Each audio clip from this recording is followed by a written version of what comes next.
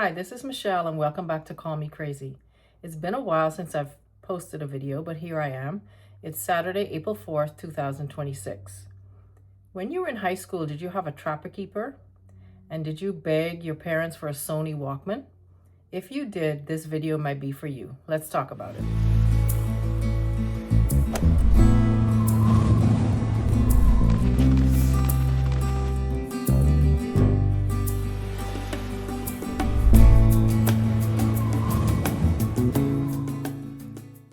I was listening to a video from, I have some notes here. I was listening to a video from the semi-retired samurai on YouTube. And I'm going to try to link down below to his channel so you can go and show him some love. But the name of the video was The Day Gen X Realized the 80s were 40 years ago.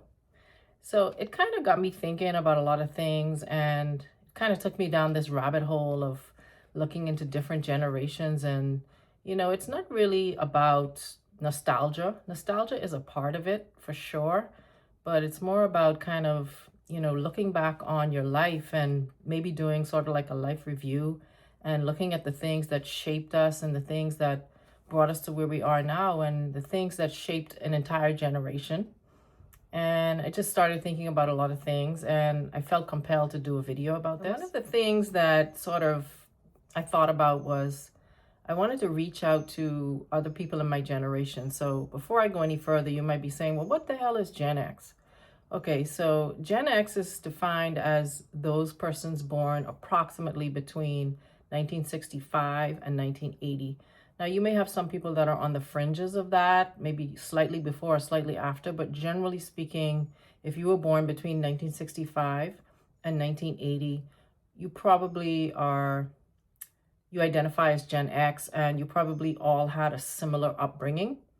And, I'm kind of like smack in the middle of there. So I'm definitely like, I am a classic Gen X. And, our childhood is defined by, playing outside all day. We've heard all these things, playing outside all day. Our parents sent us outside. Our parents never knew where we were. There were no cell phones. There was no tracking. There was no, we need to know where you are every second of the day. We just went out and we played and we did whatever we did. Our parents never knew where we were. We just came home before dark. The famous come home before the street lights come on. We drank out of the hose, blah, blah, blah. We know all the stories about Gen X. But that's not really what this video is about. That's a part of it because, that's the nostalgia and the memories we all have of growing up and we all shared those common experiences. And, what I want to talk about goes a little deeper than just nostalgia. I want to think about and reach out to all those people who are in my generation. And I'm wondering, like, are we doing okay? Are we okay? Because we're in a stage of our life where we're kind of doing a life review. A lot of us are preparing for retirement. We're kind of like between our kids and our parents. We are probably the first generation that had our children later in life. Not everybody, but a lot of Gen X had their kids later in life. They started having children like into their 30s, some even into their 40s. So most of Gen X now are either in their late 40s or maybe going into their 50s, some even in their early 60s. And if you had kids late in life, which a lot of us did, a lot of people in their 50s now have even teenage kids or young adults. So they're still kind of taking care of their kids. They may still be helping them financially. They may still be guiding them in certain ways. They're not fully 100% on their own. So they're kind of leaning on us still. And then we have, on the other side, we have our parents who are getting older.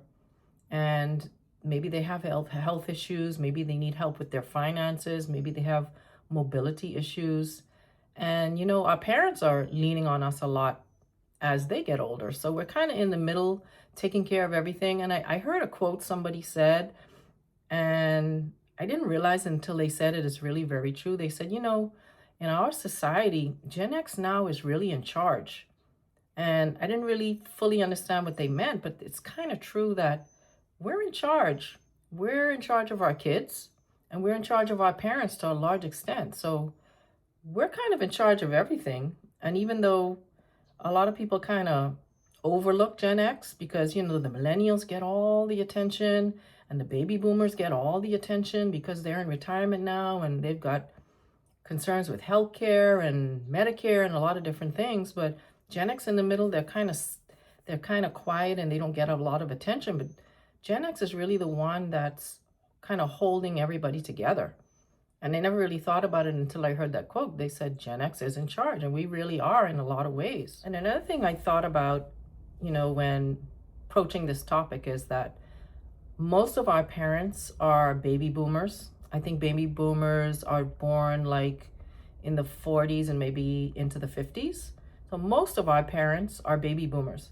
And when I really reflected on this, yes, our parents raised us, but I really think for a lot of Gen X people, when you really think about it, I think we were more heavily influenced by our grandparents because a lot of times when our parents were working, because when we were growing up in the 80s or the 70s, our parents were in the height of their work. They were in the, I guess, the peak of their working years or the peak of their career, whatever you want to call it. So they were working a lot, and we really spent a lot of time with our grandparents when we weren't playing outside all day or just doing our thing. A lot of times we were with our grandparents, and I reflect back on my life growing up. I spent a lot of time with my grandparents, and we were influenced a lot by them. And, you know, they were called the silent generation, and because they were born like in the 20s and the 30s, and they had a lot of resilience and a lot of grit and a lot of like suck it up kind of attitude and, you know, stop whining and complaining, you'll be all right, just deal with it. And I think Gen X had a lot of that in their life. Yes, we got some of that from our parents, but I think a lot of it came from our grandparents. And I think if Gen Xers are really honest, I think a lot of them would say that they were more influenced by their grandparents than their parents growing up. And speaking of being raised or influenced by our parents and our grandparents, you know, Gen Xers are known for, you know, the being strong and independent, and our parents kind of knocked us around and they told us to suck it up, and you didn't whine, you didn't complain because it didn't get you anywhere. And because we experienced a lot of that growing up, I think a lot of Gen X, when they had their kids, they maybe went too far in the opposite direction, and they became like hovering over their kids and spoiling their kids and doing everything for their kids. And I think I'm guilty of this to a certain extent. And I think a lot of Gen X parents, if they're honest, they probably did the same thing.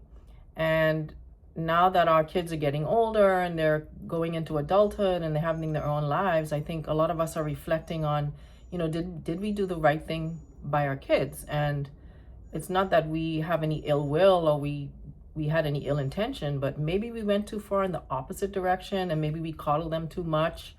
You know, did we do them any favors? I don't know. I guess time will tell.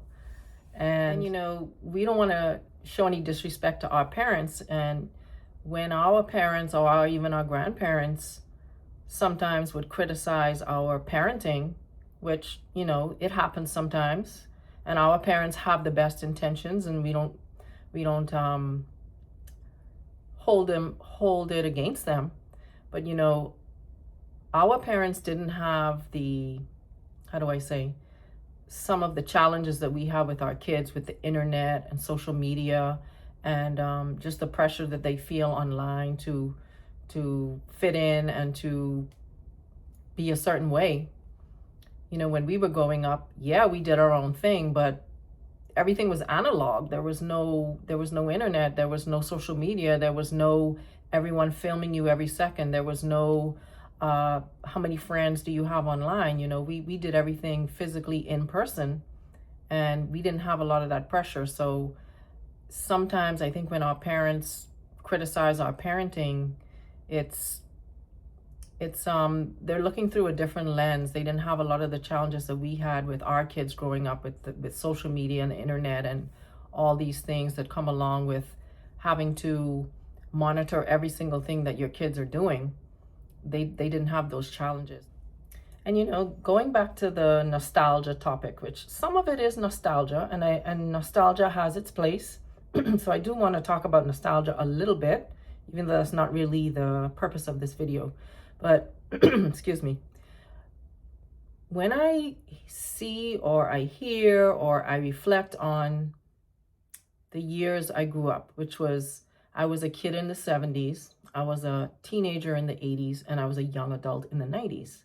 And when I reflect back on those days, sometimes I literally have to hold back the tears because I feel like it was literally the best time to be alive. Literally, like I'm not even exaggerating. And maybe every generation feels that way. I don't know. Um, I've anytime I talk to a Gen Xer, they always say the 80s was the best time to be alive. I've literally never heard a Gen Xer say anything else other than the 80s was the best time to be alive. Now, I've asked people from other generations prior to me, do they feel like their whatever decade they grew up in was the best time to be alive? And they never really answer emphatically yes. They would kind of hem and haw, they would kind of have to think about it, maybe, maybe not. But anytime I ask a Gen Xer, they emphatically, without a doubt, will say the 80s was the best time to be alive. And I wholeheartedly agree. And I was talking to my daughter the other day. She's now a young adult. And I said to her, and maybe this is true, maybe it's not, but I said to her, I said, when we were growing up in the 80s, we didn't know it was the best time to be alive. We had no idea. We were just living. We were just doing whatever we were doing. It's like we didn't even give it a second thought. We were just living our lives. But it's only looking back, decades later that I say, geez, that was the best time to be alive. So I said to my daughter, I said, you never know. The time that you're living right now could be the best time to be alive. You just don't know it yet. So live your life and have fun, and don't sweat the small stuff, basically, because you never know. When you're my age, you might look back and say, geez, what year are we in? 20, what do you call this, the 2020s? Man, the 2020s was the best time to be alive, because we don't know how the world is going to change in the next 30, 40 years. So she might be saying the same thing 30 years from now. She might not. I don't know. But the point I'm making is, I said to her, I said, right now you're just living your life. You're just doing whatever you do. But this might literally be the best time to be alive, and you just don't know it yet. So to sum it all up, I really wanted to just reach out to all my fellow Gen Xers. And I really want to find out, how are we doing? Like, how are we feeling? Are we okay? Because at this stage in our lives, we have a lot going on. Like I said before, we're taking care of our kids in some cases. We're looking after our parents. We are thinking about our own retirement. We're preparing for retirement. We're trying to get our money together for retirement. We're looking back on our lives. We're doing a life review. We're assessing ourselves. Did we get to live the life we really wanted to live? Did we do all the things that we wanted to do?